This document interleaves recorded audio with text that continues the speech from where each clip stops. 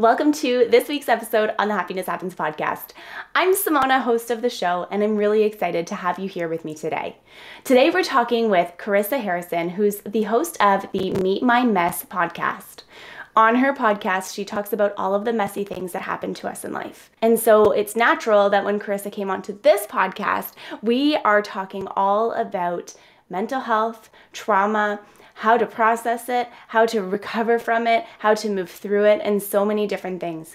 We're also talking about happiness, what happiness means to Carissa, how to define it, how to grow into it, and so much more. I know you're going to love this episode with Carissa because she is just such a ball of energy and light. Along with being the host of the Meet My Mess podcast, she is also a luxury art saleswoman. She was born in Vancouver, Canada, which is so nice to talk to another fellow Canadian, but she doesn't like to stay in one place. At 22 years old, Carissa values world travel, deep conversations, self-work, and above all, enjoying what life has to offer. Let's get into our conversation today, and be sure to connect with us to let us know what you loved. Carissa, welcome to the podcast. I'm so excited to have you. I'm so excited to be here. Your energy is so good. We had so much fun on my show, so I'm so excited to let you take the reins today. I'm so excited. It's going to be so much fun. We had such a good time on your show, and I'm so excited about this conversation. I literally just sang your name, so here we are. I loved it. It was like music to my ears. Oh, thank you so much. Thanks. I'll be here all day. Okay, well, our audience, everyone who's listening today, has heard all the incredible things that you are and that you do. And I just want to know, so I want to have like a real candid chat today about happiness. So I want to know, your take on what happiness means. What is it to you? Yeah, so it's a loaded question for sure. And every time I talk about like, oh, I just want to be happy and all this, my mom's always like, happiness is not an end goal, it's an outcome. She always says this to me. And I'm like, okay, mom, okay. So, and it was one of those things she always said to me that kind of just went in one ear and out the other. But then I started going to therapy. And she started saying the same thing to me. And I was like, okay, like, let me like think through this a little bit harder. And I came to realize that happiness for me is kind of balance in multiple areas of my life. It's not one thing that's going to make me happy in the end. It's not one relationship. It's not one career move. It's not one bag or whatever it is. It's balance in all of those things and having a good support system, a career that at least fulfills me in some way, spending time on my passions, things like that. So I would say balance in all the things that I deem to be important is what happiness looks like for me, I guess. I really like that. That's a really, really good point because like happiness isn't, in my opinion, it's not just one thing. And like, I was very similar to you. Like I was like always like chasing the destination. Like this specific thing is going to make me happy. Like when I finally do this, I'll be happy. When I finally get this, I'll be happy. And that's not the truth. You know what I mean? But I feel like so many people live every single day as if that's like the only goal. I don't know how to explain it. Like it's just, and that's why I want to have this conversation today, especially because it's like, it can feel like this constant thing that we're always running towards.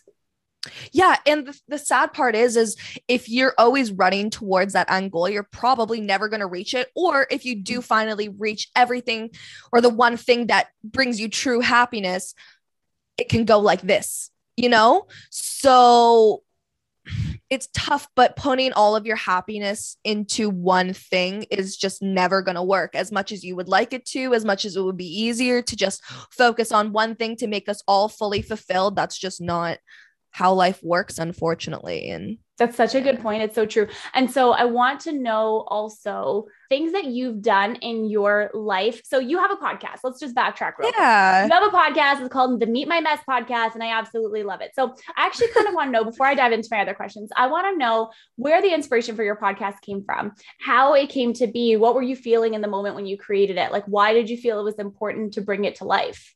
So there was a couple things. One, I was really missing being creative. I was working in a corporate job and I grew up working as a dancer my whole life. I went to an arts high school. So the arts have always been at the forefront of my mind. And once I started going to business school and working in business, I forgot everything I once was. And I started to feel like, oh my gosh, I'm not even myself anymore. I've become such this business-minded person. So that was one thing. And then on the other end, in my personal life, I have a very hard time expressing my feelings.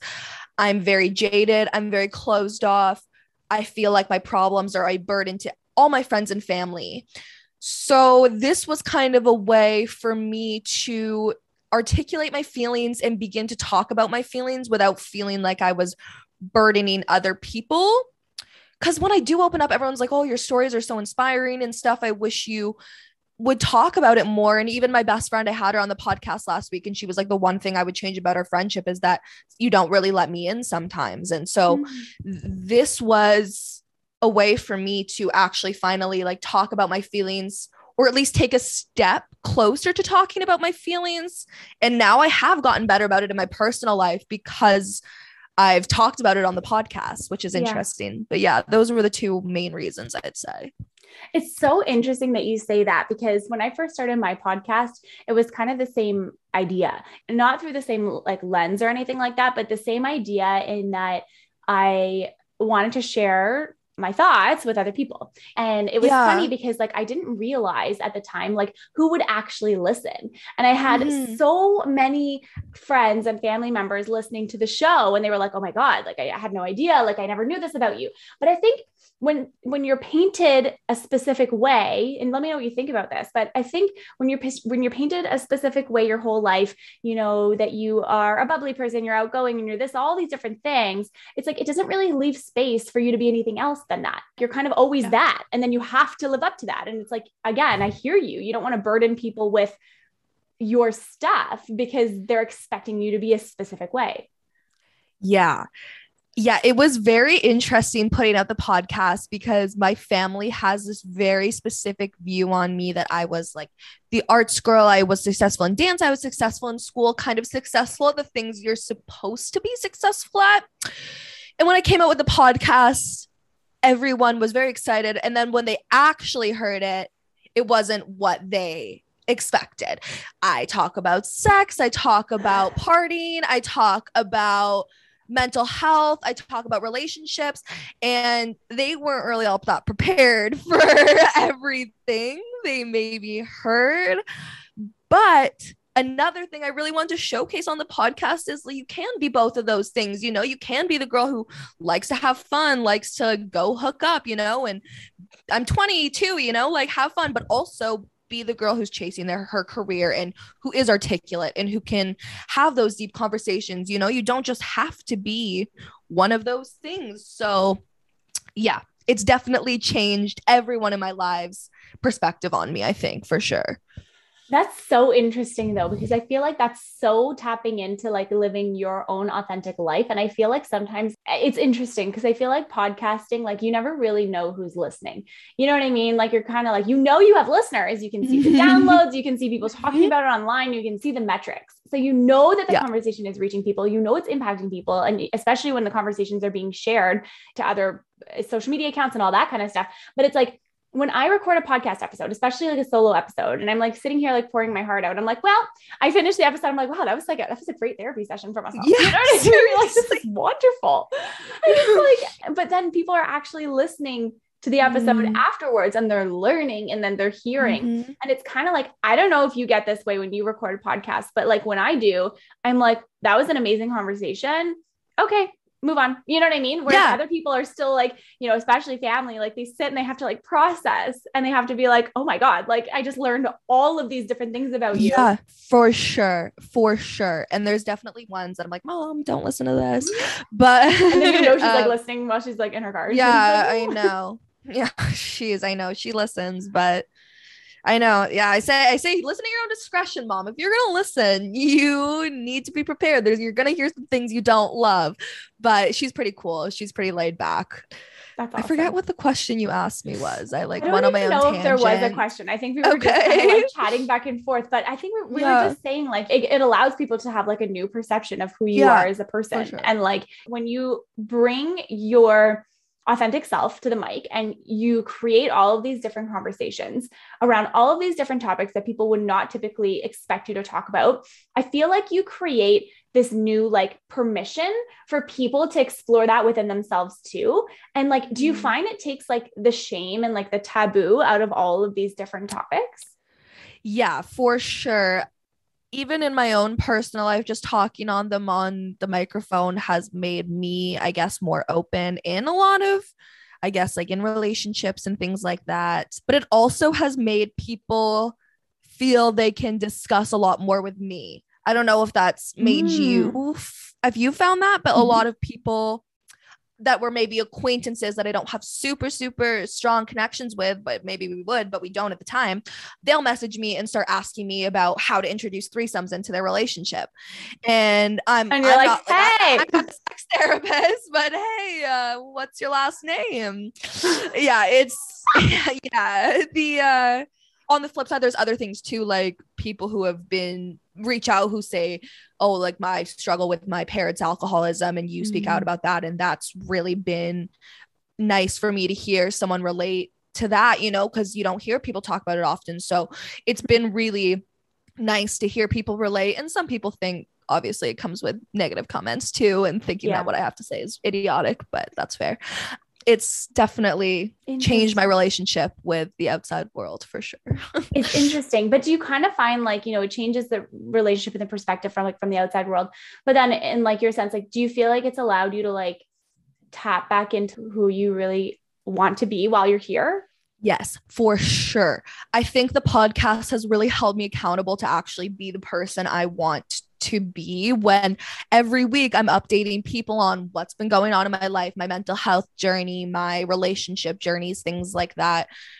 If I come back on every week and I'm like, hey, I fucked up again, like he's sometimes entertaining, but if I do that every week, it might be funny to other people, but me, I'm like, okay, like every week you're not doing the things you're saying you're going to do. So you got to hold yourself accountable. It's a way to hold myself accountable for sure. Yeah. I love that. I love that so much, because you have more of like the life, like a lifestyle type of podcast. You're like having conversations. It's kind of like you're just like chatting with your friends. You know what I mean? Whereas like, you know, every podcast has its own purpose, and, you know, everyone talks about different things on their show, but I love that you're kind of like chatting with like all of your besties every single week. You know what I mean? You're like, okay, guys, like it's like an open journal. Yeah, I've only had about 3 or 4 of my close friends on, but every time I do, it's weird. It's almost like I get more nervous because I'm like bringing them into my work world. But yeah, it is nice. I guess also just sit down with some of my friends and have these conversations we don't have in real life. Like this is a platform where I get to ask my best friends about their addiction, about their abortions, about like really tough times in their life, and we get to have an hour-long conversation about their hardest times, and I get to learn more about my friends while other people learn about these really tough topics, because honestly, if anything, my friends, the one thing they do have is like pretty crazy stories. Yeah, it's been really interesting to see them all in a new light for sure. I love that so much. And so for like even relating that back to the topic of happiness, like you're using this platform to like elevate your life and like tap into like the type of life you want to be living.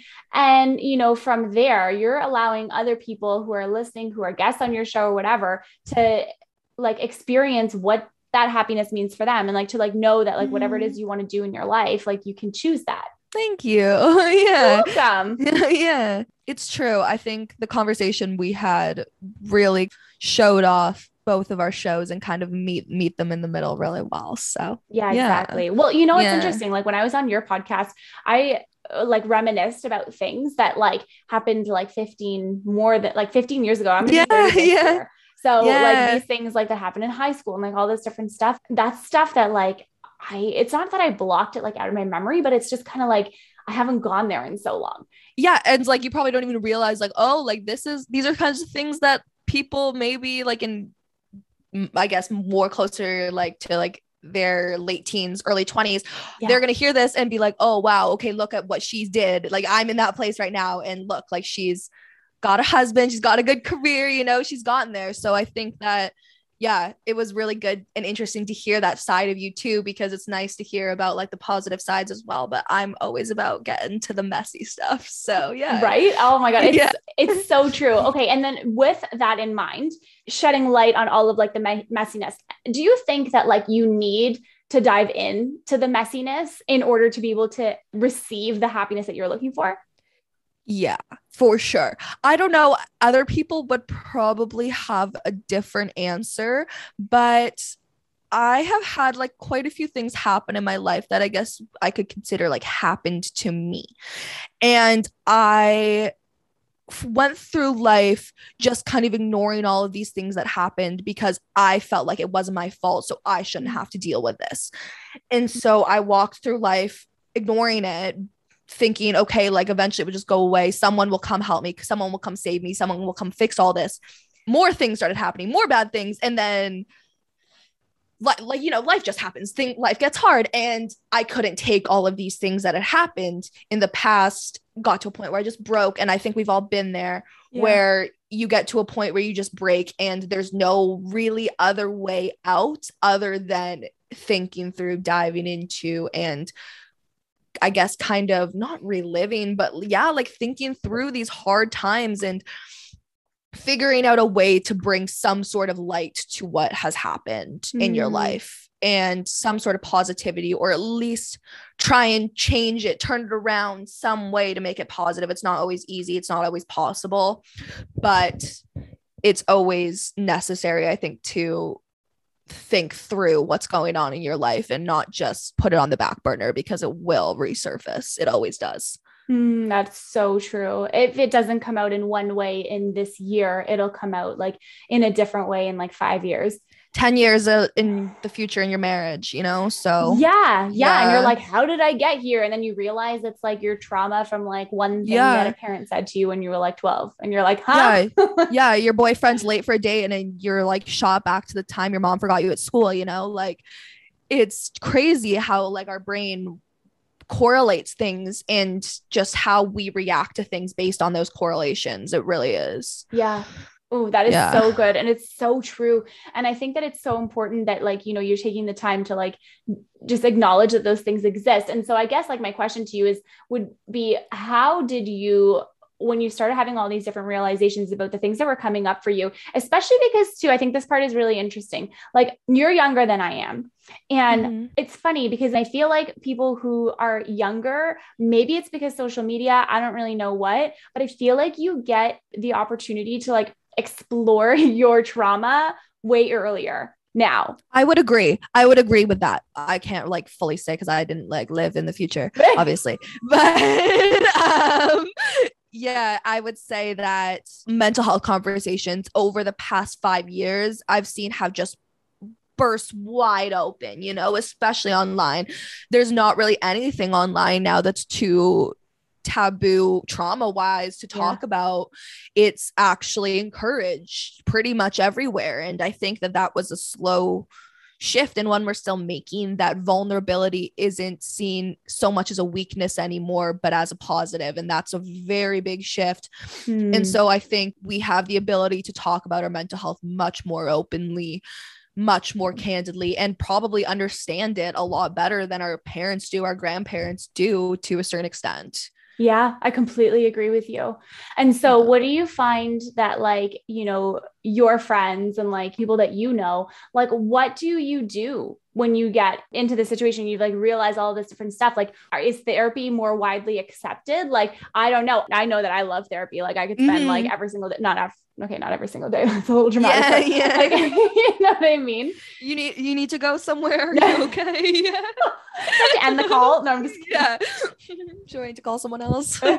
But with my friends and mental health, I would say everyone handles it very differently, but we all have different resources. Like two of my a lot of my girlfriends are in therapy. I would say a good chunk of them.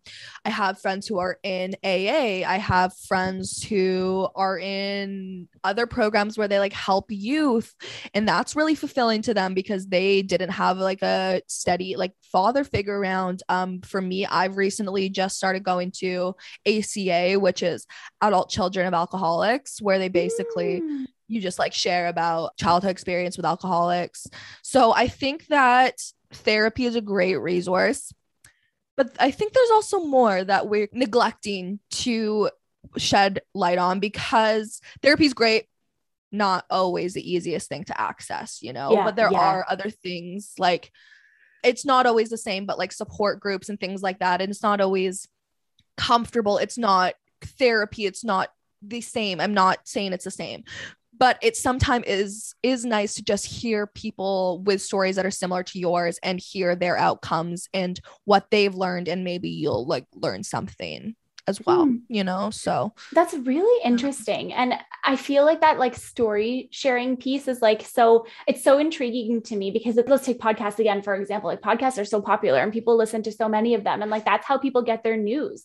People don't even turn on the news anymore. They listen to podcasts for news, and it can be a news podcast, but like you're still listening to a podcast instead of turning on the TV. And so I feel like that's really interesting because you're sort of taking this completely different like approach to it. You know what I mean? And like things that people would have been shameful for in the past, or like would have not wanted to talk about in the past. Now it's like, it's totally okay to go to AA. You know what I mean? It's totally okay to go here, here, and here. Whereas like you wouldn't typically think that younger people are good with doing that, you know? Things. Yeah. Cause like when I was in my young 20s, like I was in the club all the time. Yeah. You know what I mean? And but then that's when your trauma catches up to you when you're like 26, 27 and you're like, oh my God, I have a million things that I need to deal with and process. And I've spent the last 4 years trying to undo all of that, you know? So yeah, it's interesting. I think with me and my friends, it was a little bit strange because we all face like really intense trauma at very, very young ages. So a lot of us grew up faster. And for the ones that are in AA and things like that and do all of these things, I think the reason they did that is because they've already like almost lived the lives of like full alcoholics already, you know, like they've started drinking way too young, like 13, 14 kind of deal, and destroyed their lives, ended up in getting criminal records and things like that. Not for anything bad, but just like obviously bad, but you know, like not for anything insane, but you know, they've already ruined their lives. They've already seen all that. They've had to go through all that. And so now it's at a point that for a couple of my friends who have faced addiction, for us, we just want to see them do better for themselves. And so seeing them go to AA and things like that are like things we're proud of and things that make us happy, not things that we kind of shame them for, I guess, you know? So good. It's so true. And it's so important. I feel like it changes that conversation. And again, by like you even just talking about that changes the conversation for so many other people who are listening. Yeah, I hope so. Like, and like to give them like the permission that maybe they're looking for to like do the thing. Like, even if you want to do it, like just do it. And you might not have the answer to this, but I'm going to ask you anyways. And if you don't, that's okay. But like, what do you think is like the reason why people start things so much younger now than they did before? I think honestly, a big part of it has to do with music videos, TV, all that. I know it's maybe not like the typical answer, but music, like this stuff's so glorified these days. Drugs, drinking, all that. Like when I guess our parents were kids, it was glorified amongst each other. Now it's glorified everywhere. Like things that people say in rap songs, you can't even do, you know, without dying. Little kids don't know that. They think, they hear Drake talking about taking 14 Xanaxes and they're like, oh, that's really cool to do, you know, and then they're dead. Like, it's really sad, but I think that plays a huge role. And also just like social media, you can find anything. Our parents don't understand social media as well as these 10-year-olds do. Honestly, they grew up with this. They understand this technology. They can find anything. I think it really has like a lot to do with being exposed to it so much earlier. Yeah, that's such a good point. And, you know, as you were saying that, I was thinking about like one of my clients has a mental health podcast. So she interviews like younger kids, like 18 to 25 about like all different things. Some of them will talk about like their suicide attempts. Some of them will talk about like their eating disorders, self-harm, just so many different lenses. And so anyway, so I spend like a lot of time like on TikTok trying to find amazing guests for her show. And like we've had so many incredible people on her podcast, but I go on to TikTok and I'm just like, oh my God, these hashtags, like they're even creative with the hashtags. You know what I mean? Because like a regular hashtag that's like hashtag self-harm, for example, will be shadow banned. So you can't search anything through it. But then there's like a million variations that you have to like dig so deep to find. And I'm like, this creativity is insane. First of all, like in like really smart way, but they're talking about it and they're changing the conversation. There actually are more empowering conversations than people would typically think, but it just blows my mind. I'm like, I never would have thought of that. People will find a way to talk about it no matter what, you know? So true. It's so true. Okay. So then do you think that addressing your past traumas, addressing your anything that you've experienced, like, do you think that that is a key to finding like that happiness piece in your life? Yeah, definitely. For me, I was so miserable for a good chunk of my life just because I was ignoring so much of the stuff I had to work through and working through it and still working through it now. Like I'm almost in a place that it's almost fun to get new things to work on because I have these tools. I know how to work through hard times now. And honestly, it feels like life couldn't throw anything at me that I couldn't somewhat figure out, you know? I don't want to say that. Please be nice to me, universe. I don't need anything bad, but you're like, I'm not asking for more, but thanks. But yeah, thanks. What you gave me already is good. Right? Yeah. Oh my goodness. Okay. Well, that's how do you feel about that? Do you feel you need to address your trauma to get to a place of happiness? Yeah. I really think that you do. And here's the thing though, too. Everyone is put here for a different reason and a different purpose. Okay. Like not everyone's purpose in life is to like uncover their deepest, darkest trauma and like, you know, move through that and all that kind of thing. Right. Not everyone is going to do that. Right. Like you hope that everyone would sort of like, quote unquote, like wake up to like what's going on in their life and like take that ownership. But sometimes it doesn't happen for people for a very long time. And then also sometimes I feel like some people can see it, but then it's always a choice. And like, it's a choice in how you want to respond to all of these different things. And like some people experience way worse trauma than other people. But I feel like, and you kind of said this earlier, you know, you were saying like you were waiting for someone to like come and like rescue you and help you and all this different stuff. And you kind of just realized that like, I have to be the person to do this for myself. Yeah. You know, because no one's going to help you. Exactly. Like as much as we hope that somebody will come and help us, it's not always the case. Yeah. And like they can help you, but they can't fix you. Yeah, exactly. You know? Exactly. Yeah. And like, you know, they can provide the tools or like, you know, a listening ear, like whatever, right? Yeah. Like advice, like all of that kind of stuff. Like they can provide all of that, but I don't know. I really do think it's so important to like go through that if you want to, like if you're ready to. Like I know that facing all of my traumas changed my life in the best possible way. Yeah. I feel like every single day almost like there's something new. Like some days are really, really good. Some days are really hard. And like there's always something new to learn and like a new way to like navigate it. But I think that if you don't at least give yourself the opportunity to try and transform your life, like you're almost doing yourself a disservice because you don't get to see what the other side could look like if you wanted it to. Not everyone wants to. Pretty good over here. Just saying. You're like, I like this for myself. This is good. Yeah. And there's more to come, you know, like life's still going to throw some really hard things at the both of us, but like, we'll figure it out and everyone else will too, you know, your body will never take on more stress than it can handle. Oh, that is such a good point. And sometimes like you need that stress to like realize like that you're at a breaking point, that you like need to do something different. Yeah. The way that you're going isn't working anymore. Yeah. I love that. Carissa, I've loved this conversation so much. Me too. I want to ask you my last question. And it's a question that I ask everyone who comes on the show. How could someone create a little more happiness in their day, every day, starting today? Okay. Every day, starting today. Okay. I would say I love change. This is really strange. Like a lot of people like to keep things the same, but I think that making like a little tweak in your day to do something that you enjoy, that helps you take care of yourself, to help you reconnect with people that make you feel more you, just like add something or take something away in your day that's going to benefit you. Like change is everything when things aren't working.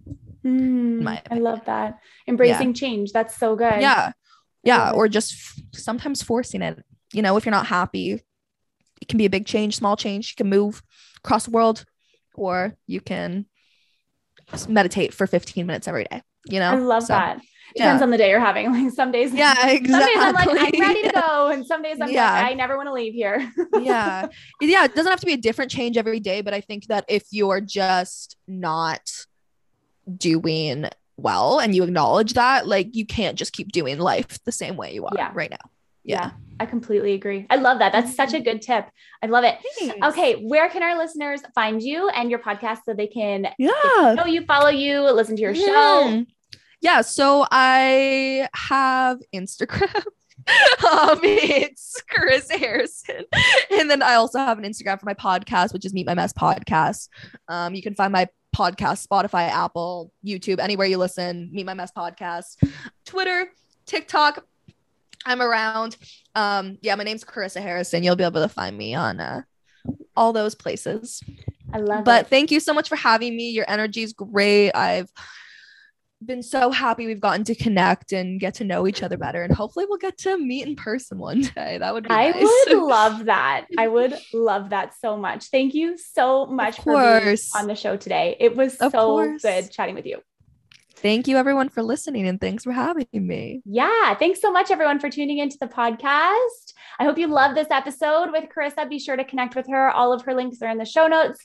And I hope you just take this opportunity to take care of yourself, your mental health, check on your friends, check on your loved ones, check on your own self, reach out to one of us. If you ever need anything, let us know you're listening. Yep. Have a great week. And remember that happiness happens when you're least expecting it. Oh, I love it.